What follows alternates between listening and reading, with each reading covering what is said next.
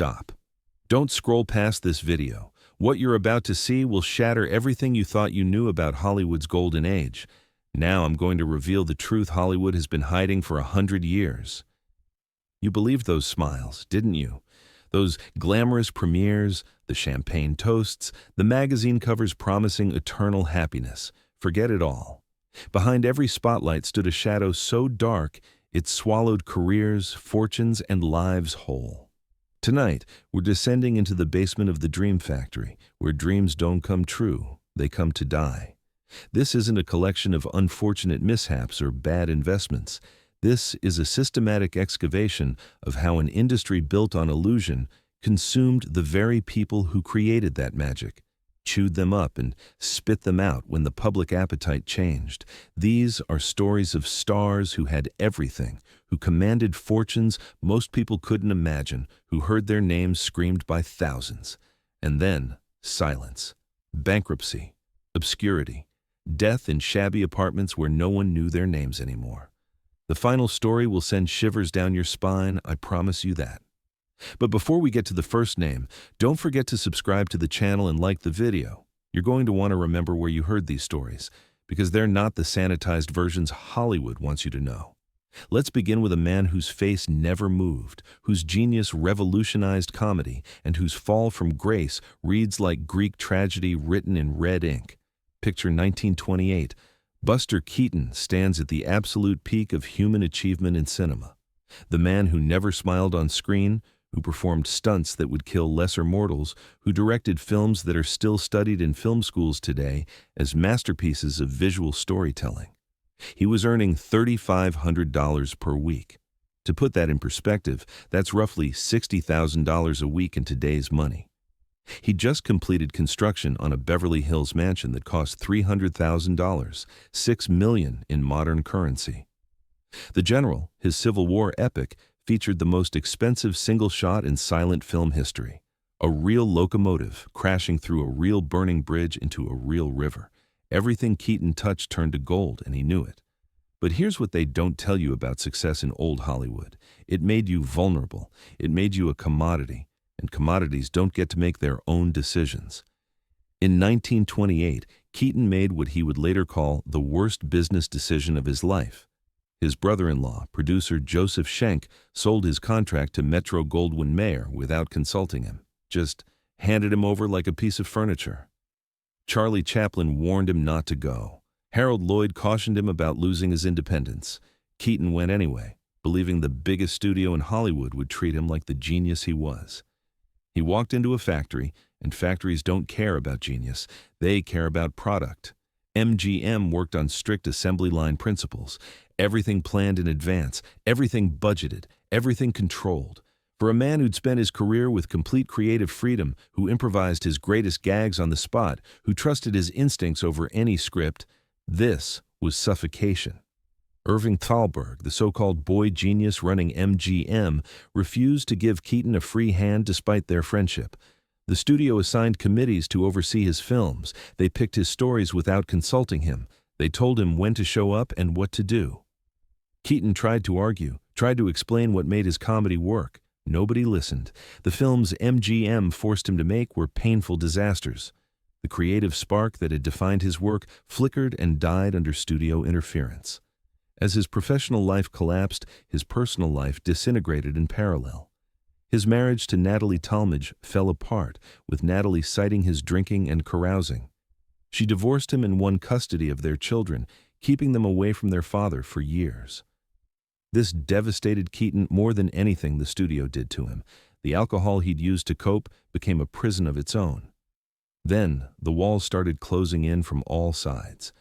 In 1932, his best friend, Fatty Arbuckle, the man who'd given him his start in films, who he'd supported through Scandal and Exile, dropped dead of a heart attack.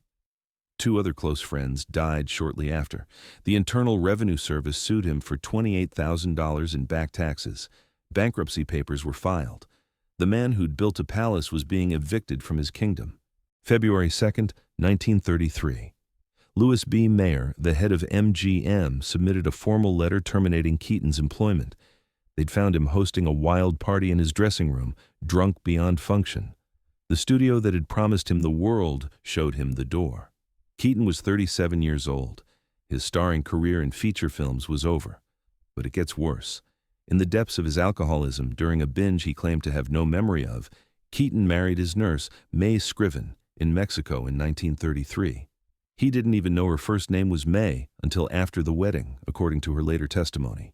That marriage ended in a divorce that cost him what little money he had left. By 1934, Keaton filed for bankruptcy with $12,000 in assets.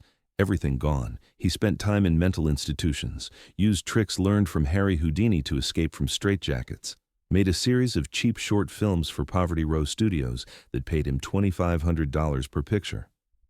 The great Buster Keaton, who'd commanded the resources of entire studios, was now taking whatever scraps the industry threw him. He ended up back at MGM, not as a star, not even as a featured player, as a gag writer, uncredited, anonymous, writing jokes for people who would never know that one of cinema's greatest minds was feeding them material. This wasn't just a career decline. This was an execution. The studio system identified what made Keaton special, what made him invaluable, and systematically destroyed it because he didn't fit their manufacturing process.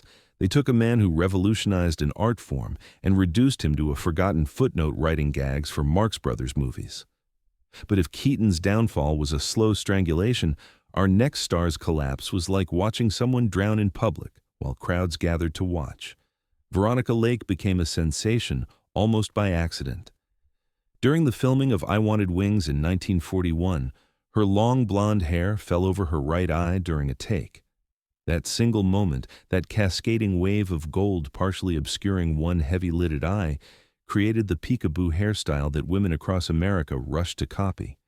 The film made the teenage Lake an overnight star, dubbed the Find of 1941, before the picture even premiered. Paramount Pictures had struck gold, and they knew it. Lake quickly became one of the studio's most profitable assets. Her films with Alan Ladd, This Gun for Hire, The Glass Key, The Blue Dahlia, were box office phenomena. Their chemistry was electric, their physical proportions perfectly matched since both were notably short for Hollywood leads. She was earning $4,500 per week at the height of her fame, roughly $79,000 in today's currency. She was young, she was beautiful, she was rich, she had everything. But behind that cool, mysterious screen persona lived a woman diagnosed with schizophrenia as a child, sent to acting classes by her mother as a form of therapy. Her father had died in an oil tanker explosion when she was 10. The trauma never left her.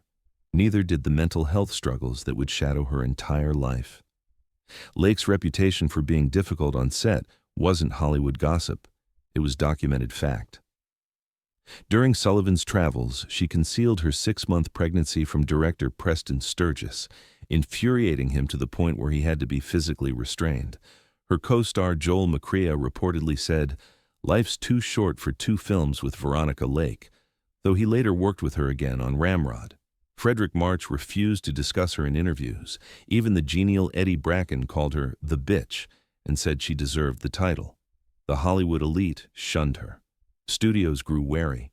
In 1943, tragedy struck on set. Lake tripped over a cable during the making of The Hour Before Dawn. She was pregnant. The fall caused premature birth. Her son William was born too early, too fragile. He died a week later. Lake divorced her husband, art director John Detley, 6 months after burying their child. The grief never healed. The drinking intensified. The roles started drying up. Paramount released a series of films featuring Lake that flopped at the box office, The Sainted Sisters. Isn't it romantic? In 1948, the studio opted not to renew her contract. Just like that, the Peekaboo Girl was out. She was only in her mid-20s, and Hollywood had already decided she was finished. Her second marriage, to film director André de Toth, produced 2 children but little happiness. In 1948, Lake's own mother sued the couple, claiming her daughter had promised to support her for life. Can you imagine? Being sued by your own mother while your career crumbles? In 1951, Lake and de Toth declared bankruptcy. They owed $156,000, equivalent to nearly $2 million in today's money. The IRS seized their home for unpaid taxes. The marriage ended in divorce the following year. Lake moved back east, tried to find work, couldn't. The one-time femme fatale of film noir, whose image had launched 1,000 fashion trends, ended up working as a cocktail waitress in New York City. Picture that. Veronica Lake, who'd commanded a presence on screen that could make audiences forget to breathe, now serving drinks to people who either didn't recognize her or pretended not to. She drifted between cheap hotels, battled alcoholism, grew increasingly paranoid. Her mental health, fragile since childhood, deteriorated under the weight of obscurity and poverty. She attempted comebacks, made a few low-budget films, appeared in dinner theater productions, published an autobiography in 1970 that detailed her failed marriages, her romances with Howard Hughes and Aristotle Onassis, her alcoholism, her guilt over neglecting her children. The book didn't restore her fortunes. Nothing did. In 1973, Lake was staying in the Virgin Islands, working on divorcing her fourth husband when she became violently ill. She traveled to Vermont seeking treatment. The diagnosis was hepatitis and acute kidney injury, both complications of decades of heavy drinking. On July 7, 1973, Veronica Lake died alone in a Burlington hospital. She was 50 years old. She had few friends left. Her ex-husbands didn't attend her memorial service. Her son, Michael, couldn't afford the plane ticket and had to get a loan to attend. After her death, her ashes remained at a Vermont funeral parlor for years over an unpaid bill until a friend finally covered the debt. The studio system had taken a mentally ill teenager, capitalized on an accidental hairstyle, worked her until she broke, then discarded her when she no longer generated profits. Lake's final years weren't just sad. They were a monument to Hollywood's capacity for consuming lives. But if Lake's story makes you uncomfortable, buckle up. Because our next star's decline involves blackmail, institutionalization, and a secretary who decided to destroy everything. Clara Bow owned the 1920s, the original it girl, the first flapper, the working-class Brooklyn kid who became the most famous woman in America. By 1927, she was receiving 45,000 fan letters per week, a record that has never been equaled, not by anyone. She was earning $300,000 annually, an astronomical sum for the era. Her films It, Wings, and dozens of others defined what American womanhood could be in the jazz age. She cut her dresses to look sexier. She wore expensive slippers to football games and swimsuits to fancy dinners. She swore. She talked openly about sex. She represented liberation, and millions of women worshipped her for it. But Bow was born into a nightmare. Her father was an absent, brutal man. Her mother suffered from schizophrenia and seizures. When Clara was young, after winning a beauty contest and announcing her ambition to become an actress, her schizophrenic mother held a knife to her throat. Tried to kill her own daughter to prevent her from pursuing Hollywood. Bow escaped, barely. The studios loved her on screen but despised her off it.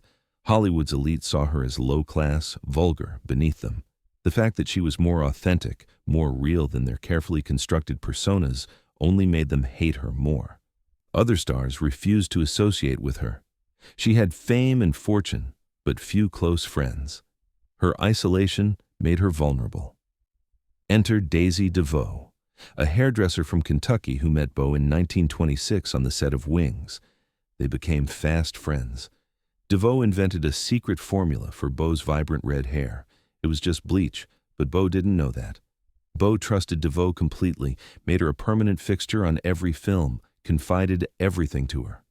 DeVoe knew about Bow's affairs with Gary Cooper, with entire football teams according to rumors that would plague Bow forever.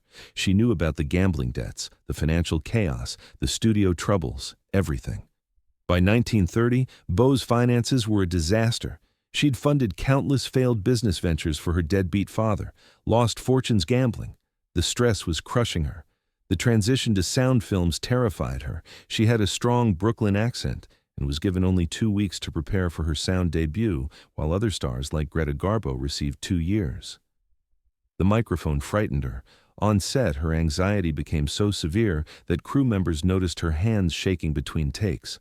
Daisy DeVoe saw an opportunity. In 1931, she attempted to blackmail Bow, threatening to reveal alleged secrets about her private life unless Bow paid her off. When Bow refused, DeVoe sold her stories to the tabloids anyway. The scandal exploded across every newspaper in America. A court trial followed, ostensibly about financial mismanagement, but it became a public shredding of Bow's character. The Los Angeles District Attorney, the Assistant DA, and the Superior Court Judge, all friendly with Paramount Pictures, used the trial to destroy Bow's reputation. The proceedings were a circus designed to humiliate her into submission. Bow collapsed on the set of Kick-In 1931. Complete nervous breakdown. She was hospitalized for shattered nerves, the euphemism they used for mental illness in those days. She was 25 years old. Paramount released her from her contract at her request. Her career was essentially over. The It Girl had lost it all. She married actor Rex Bell in 1931 and retreated to a ranch in Nevada, trying to find peace away from the cameras. But the retreat was temporary. In 1944, after her husband decided to run for Congress as a Republican candidate, Bow attempted suicide with sleeping pills. She couldn't face returning to the public eye.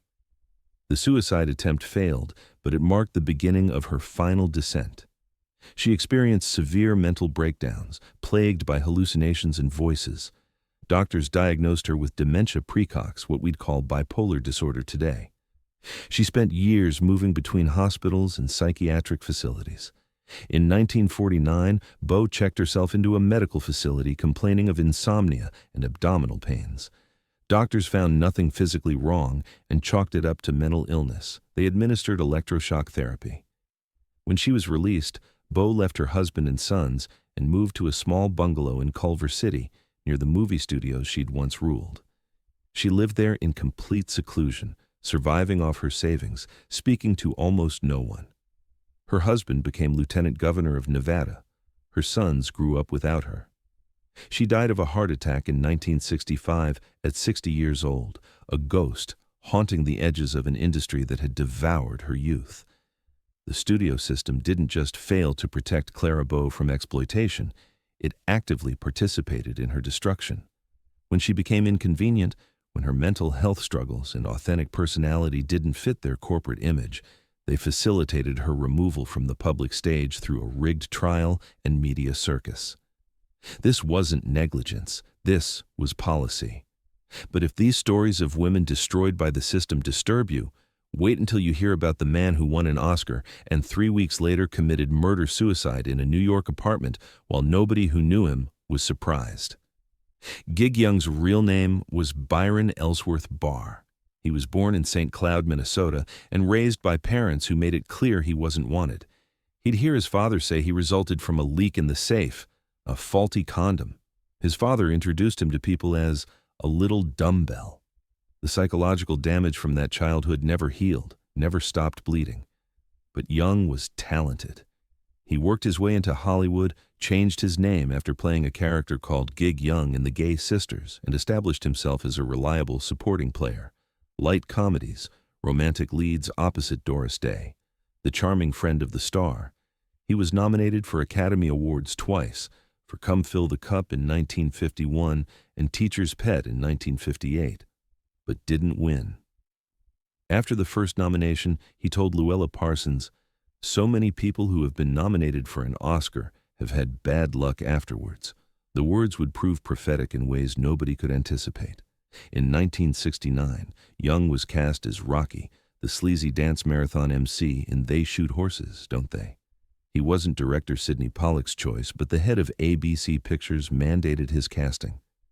Young's performance was a revelation. He played Rocky as simultaneously sympathetic to the public and utterly ruthless behind the scenes, exploiting desperate Depression-era contestants for entertainment while caring only about finances. The role showcased depths Young had never been allowed to demonstrate. On April 7, 1970, he won the Academy Award for Best Supporting Actor. He called it the greatest moment of his life. But Young's fourth wife later said what he was aching for as he walked up to collect his Oscar was a role in his own movie, one that they could finally call a Gig Young movie. For Gig, the Oscar was literally the kiss of death, the end of the line. She wasn't being melodramatic. she was being literal. After winning the Academy Award, Young's career did not progress in the way many expected. The dramatic roles he hoped would follow never fully materialized, and ongoing health struggles increasingly limited his ability to work. In the mid-1970s, Young was briefly attached to several high-profile projects, including a major comedy film and a popular television series. However, ongoing personal and medical difficulties prevented him from completing these commitments, and his roles were reassigned. As professional opportunities declined, Young's personal life became increasingly unstable. He was married multiple times, including a marriage to actress Elizabeth Montgomery, but these relationships ended amid widely reported personal challenges. By the late 1970s, Young had become largely isolated from the industry that once celebrated him. In September 1978, at the age of 64, Young entered his fifth marriage to Kim Schmidt, a German actress working behind the scenes in film production. The relationship was short-lived. In October 1978, Young and Schmidt were found deceased in Young's Manhattan apartment. Authorities conducted an investigation and officially closed the case after reaching their conclusion. No public explanation from Young himself was ever discovered. In another detail that surprised many, Young's will left most of his remaining estate to his longtime agent, while his daughter received only a symbolic sum. For observers, this reflected how fractured his personal circumstances had become by the end of his life. Young's story is often cited as an example of how late recognition does not always lead to lasting stability. The award that validated his talent arrived when his career was already in decline, highlighting the fragile balance between success and personal well-being in Hollywood's studio era. Yet even this story is often overshadowed by the fate of another star, one whose downfall is still considered among the most controversial in film history. Roscoe "Fatty" Arbuckle was, in 1921, one of the most successful actors in the world.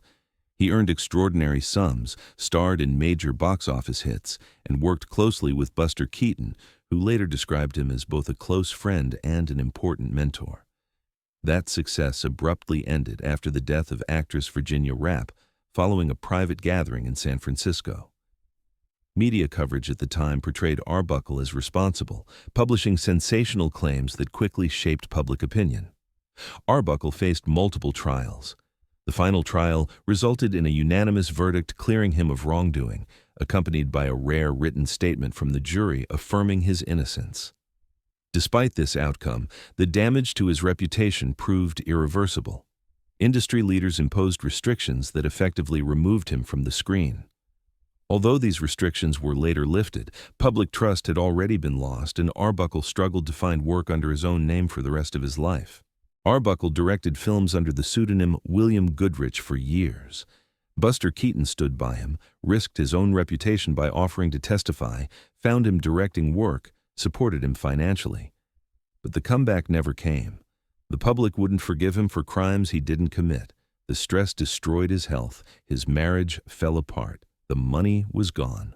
On June 29, 1933, after finally securing a two-reel comedy deal that might have resurrected his performing career, Arbuckle died of a heart attack in his sleep. He was 46 years old. Buster Keaton was devastated by the loss of his best friend.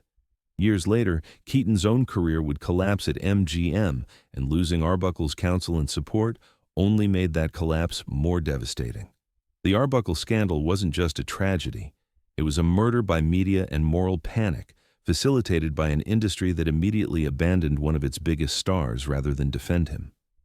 The studio system threw Arbuckle to the wolves to protect itself, establishing a precedent that would govern Hollywood for decades. Stars are disposable the moment they become problematic, regardless of guilt or innocence. But at least Arbuckle's destruction happened publicly, with trials and newspaper coverage.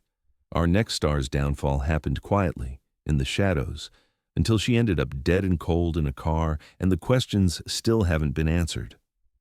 Thelma Todd was different from most Hollywood actresses. She was smart, business-minded, ambitious beyond just film roles. By 1935, she'd established herself as a successful comedic actress, appearing in films with the Marx Brothers and Laurel and Hardy. But Todd wanted more control over her career and finances, so she opened Thelma Todd Sidewalk Cafe, a beachfront restaurant in Pacific Palisades. It was successful, it was hers. She was building an empire. Todd had a complicated personal life. She was involved with director Roland West, who co-owned the restaurant with her. She was also rumored to have connections with organized crime figures, including Lucky Luciano, who allegedly wanted to use her restaurant for illegal gambling operations. Todd refused. When you refuse Lucky Luciano in 1935, bad things tend to happen. On December 16, 1935, Todd attended a party at the Trocadero nightclub. She seemed fine, if a bit intoxicated, when she left. The next morning, her maid found her body slumped in her car in the garage above the restaurant. The car's engine was running, carbon monoxide poisoning. Todd was 29 years old. The official verdict was accidental death, but nothing about it made sense. Todd's body showed signs of trauma, a broken nose, bruises. Her dress was torn. The police found her blood on the running board of the car. Why would someone who died of carbon monoxide poisoning have a broken nose and torn clothing? Why was there blood outside the vehicle? How did she start the car with the garage door closed if she was already incapacitated? Theories exploded. Some said it was suicide, that Todd was despondent over money troubles and failed relationships. But Todd had just renewed her contract with Hal Roach Studios and was in the midst of expanding her restaurant business. Some said it was murder disguised as suicide or accident, that Lucky Luciano had her killed for refusing to cooperate. Some said Roland West, her business partner and lover, had done it in a fit of rage. Some said it was truly an accident, that Todd got in the car to warm up and passed out drunk before she could turn the engine off. The police investigation was perfunctory. The district attorney didn't pursue it aggressively. Organized crime connections and Hollywood studios both had reason to want the case closed quickly. A grand jury convened to examine the evidence but returned no indictments. The investigation fizzled. Thelma Todd's death was ruled accidental, and the unanswered questions were buried with her. What we know for certain is this: Todd had financial pressures despite her success. She was juggling debts from the restaurant. She had personal troubles. She refused to let organized crime use her business for illegal operations. And then she ended up dead in circumstances that don't align with any official explanation. Whether it was murder, suicide, or a genuine accident, Todd's death represented the dangerous intersection of Hollywood, organized crime, and business in the 1930s.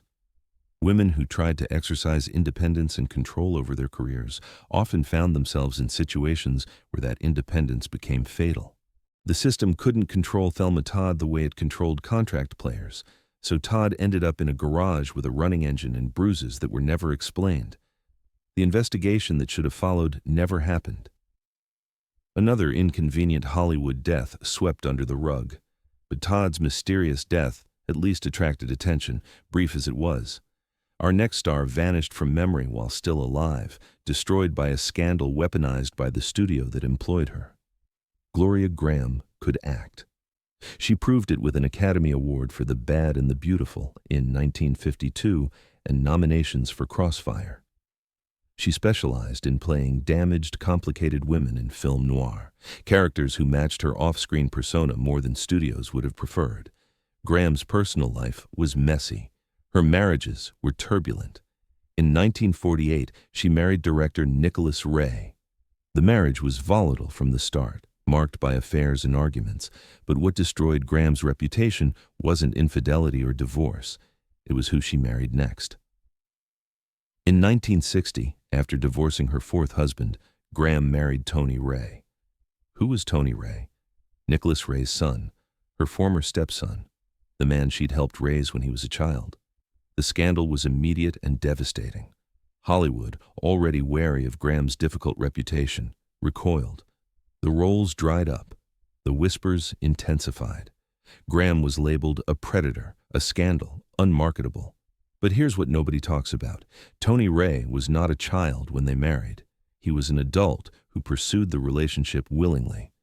The scandal, while undeniably unusual, was legal and consensual. Yet Hollywood used it to effectively blacklist Grahame. Roles that might have gone to her went to other actresses, Film opportunities evaporated. She was forced into television guest appearances and dinner theater productions to pay her bills. By the 1970s, Grahame was working in low-budget films in England, far from the Hollywood prestige she'd once enjoyed. Financial hardship became her constant companion. The woman who'd won an Oscar and elevated every film she appeared in was now scrambling for rent money. In 1981, doctors diagnosed Grahame with breast cancer. She kept working anyway, appearing in films and stage productions because she needed the money. The cancer spread. On October 5, 1981, Gloria Grahame died in New York City. She was 57 years old. The industry that had celebrated her talent turned on her the moment her personal life became inconvenient for their marketing. Graham's actual abilities as an actress became irrelevant once the scandal broke. The system punished her not for any crime, but for making choices that studios couldn't explain to middle American audiences. Her financial struggles in her later years were a direct result of being deliberately frozen out of quality roles she was more than qualified to perform. Hollywood didn't need to destroy Gloria Grahame with lies like they did Arbuckle. They just needed to stop calling her agent. The result was the same: poverty, obscurity, and death far too young. But at least these stars had names you might recognize, roles you might remember. What about the thousands who never became stars at all, who worked just as hard but had the misfortune of being considered replaceable? This is where the story gets truly dark, because everything I've told you so far about individual stars, it happened to thousands of people whose names you'll never know. The studio system ran on the contract player. Actors and actresses signed to multi-year deals that gave studios complete control over their careers. You couldn't turn down a role. You couldn't negotiate your salary. You couldn't work for anyone else. You were property. Studios kept stables of contract players, dozens of them, sometimes hundreds.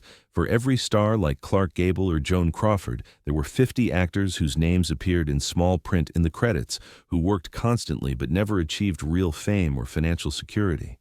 The studios paid them minimal salaries while working them in picture after picture, often in roles designed to support the real stars. When you were hot, when the public responded to you, the studio might promote you. But if you aged, if you gained weight, if you had any scandal or difficulty, if your pictures underperformed, the studio simply didn't renew your contract. And because you'd been exclusive to one studio for years, nobody else knew who you were or wanted to take a chance on you. Overnight, you went from working actor to unemployed. Many of these contract players had no savings. The studios paid them enough to live on, but rarely enough to build real wealth. When their contracts expired, they had no fallback, no pension, no health insurance, no safety net. They'd spent years, sometimes decades, working in an industry that promised glamour and delivered poverty the moment you were no longer useful. Some became bartenders, some became waiters, some worked in department stores, some disappeared into obscurity, their contributions to dozens of films forgotten by everyone, including the studios that had employed them. The dreams they'd chased led only to aging and anonymity, telling stories nobody believed about the time they worked with Greta Garbo or stood in the background of a scene with Humphrey Bogart. The cruelty wasn't just in the disposability, it was in the systematic nature of it. The studio system was designed to extract maximum value from performers while giving them minimum control and compensation.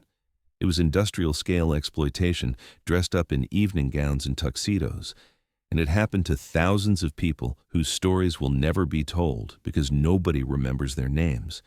But if anonymous suffering disturbs you, wait for the next story. Because Judy Garland's fame made her tragedy public, spectacular, and utterly preventable. Judy Garland was 13 years old when MGM signed her. She was 17 when she starred in The Wizard of Oz, a film that would define her entire existence. The studio put her on a schedule that no child should endure, 16-hour days, 6 days a week. To keep her working at that pace, MGM studio executives gave her amphetamines to stay awake and barbiturates to sleep. A child. They were drugging a child to squeeze more profit from her labor. The pills never stopped. For decades, Garland cycled through amphetamines, barbiturates, alcohol, whatever would let her function on the impossible schedules the studio demanded. The drugs destroyed her health, they altered her personality, they made her erratic, difficult to work with, unreliable. And then MGM turned around and blamed her for being difficult when they were the ones who'd created the addiction. By the late 1940s, Garland's behavior on set had become so unpredictable that MGM terminated her contract in 1950. The studio that had drugged her since she was 13, that had worked her until she collapsed, that had controlled every aspect of her life, fired her for being the mess they'd created. Garland was 27 years old and already burned out. She attempted comebacks, staged successful concert tours that showcased her incredible vocal talent, made critically acclaimed films like A Star is Born. But the story didn't end when MGM cut her loose, because by then Judy Garland wasn't just a performer, she was a public utility, a voice the world felt it owned, and that kind of fame doesn't come with privacy or rest, only expectations. In 1954, she poured everything into A Star is Born, and the irony was almost too perfect to bear, because she was playing a woman whose talent outlives the industry's patience, and audiences could feel that it wasn't acting so much as confession. The film was a triumph, but the structure around her stayed the same, with punishing schedules, constant scrutiny, and the kind of financial pressures that never stop when your life is unstable. The same machine that built her image also taught her that stopping meant losing everything, so she kept moving even when her body and mind were asking for a mercy the business didn't offer. She became a touring phenomenon, filling theaters and concert halls, proving again and again that the talent was never the problem. The problem was that the industry treated her like a faucet, something you turn on for profit and then blame when it starts to leak. As marriages collapsed and as obligations piled up, and as the public demanded the Judy Garland they recognized, she was left fighting a private war in full view of strangers. Even in her final years abroad, when she tried to restart her life in London, she couldn't outrun the damage that began when she was still a child on a studio lot, learning that exhaustion was normal and medication was just part of the job. When she died in 1969 at only 47, it wasn't one single moment that ended her. It was the long accumulation of pressure, dependency, overwork, and instability that had been normalized for so many years that people forgot it was ever abnormal. And the cruelest part is how predictable it all looks in hindsight, because Judy Garland wasn't a cautionary tale. She was a result, the product of a system that demanded perfection on camera and offered no plan for what happens when the camera turns away. But if Garland shows you how the machine can reshape a life over decades, the next story shows how the same machine rewarded excess while quietly letting the bill come due. Errol Flynn wasn't just a star, he was a brand of adventure itself, the face of a Hollywood that sold danger as romance and risk as charm. In the 1930s and 1940s, he embodied the swaggering swashbuckler, and audiences bought tickets to watch him win because that's what movies promised. The hero gets away with it. Flynn lived as if that rule applied off-screen too, spending like the applause would never stop, treating fame as an endless credit line, and moving through the industry with the confidence of a man who believed his name could erase consequences. But Hollywood's financial reality has always been colder than its fantasies, and behind the glamour were legal costs, mounting debts, and a body deteriorating under the weight of a relentless lifestyle. Flynn's later years were marked by serious health problems, and while the public remembered the energetic hero, the private reality was a man aging faster than the image that had made him famous. Whatever money came in was often outpaced by what went out, and by the end, the legend no longer matched the ledger. In a town that applauds the performance and forgets the performer, even an icon can reach the final act with far less than anyone imagines. But here's what makes these stories even darker than the individual details, because none of this required a villain twirling a mustache in a back office. The system did it without malice and without mercy, the way a machine crushes what doesn't fit, the way an industry rationalizes damage as the cost of doing business. The studio era was built on contracts that concentrated power at the top, on publicity departments that wrote lives as carefully as scripts, and on an economy that valued youth, obedience, and marketability more than long-term survival. If you could generate profit, you were protected. If you couldn't, you were replaceable. That was the rule, and the rule didn't need to be written in blood to be brutal. The public was also part of it, not because audiences were cruel, but because audiences were trained to consume a fantasy. Fans wanted the smile, the sparkle, the myth that fame means safety, and the studios were happy to sell that myth because it kept the machine running. Newspapers amplified scandals when it was profitable, softened truths when it was convenient, and turned human beings into symbols that could be praised or punished depending on the day. When someone collapsed, it was framed as personal weakness instead of predictable impact, as if the problem was the person rather than the system that ground them down. And maybe that's the real reason these stories still haunt us, because they force a question nobody wants to answer. If a man like Keaton could be reduced to anonymous labor, if a woman like Lake could fade into a life that barely resembled her early fame, if Bow could be pushed out under the weight of pressure and rumor, if Young could spiral into catastrophe, if Arbuckle could be branded despite a courtroom's verdict, if Todd's unanswered questions could be filed away, if Graham's talent could be eclipsed by scandal, if Garland could spend her life battling consequences that began in adolescence, then what was fame in old Hollywood, really? Was it success, or was it a rental, a fragile illusion with a brutal return policy? Because behind the curtain, the Dream Factory wasn't built to protect people. It was built to produce images. It didn't run on loyalty, it ran on replacement. It didn't reward humanity, it rewarded usability. And when that usability ended, the lights moved on to someone else, as if the last face had never existed. So when you hear the phrase golden age, remember what gold does. It shines, it blinds, and it can distract you long enough to miss what's happening in the shadows. These 10 stories are not rare exceptions, and they're not the whole truth either. They're the visible tip of something much larger, the part that survived in biographies, headlines, court records, and whispers passed down through film history. The rest is silent, lost in contracts, forgotten names, and studio archives that were never meant to become public memory. And that leaves you with the only question that matters after you've looked behind the velvet curtain. How many more careers were quietly erased? How many more lives were reshaped in ways no one ever documented? How many more names are still hidden in the dark, waiting for someone to remember them? You came here for the glamorous version, the myth you were taught to believe. But now you've seen the other side. You've walked through the back halls of the Dream Factory, where the light doesn't reach and the air feels colder. And if the truth has finally found its audience, it's because you stayed long enough to listen.